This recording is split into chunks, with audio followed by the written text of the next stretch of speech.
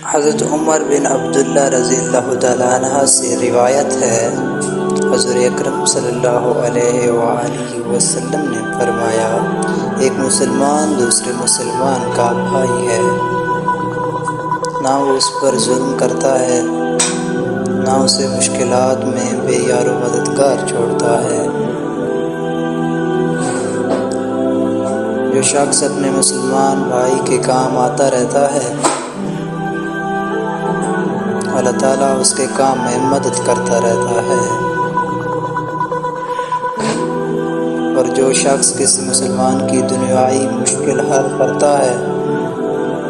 اللہ تعالیٰ اس کی اخروی مشکلات میں سے کوئی مشکل حل فرمائے گا،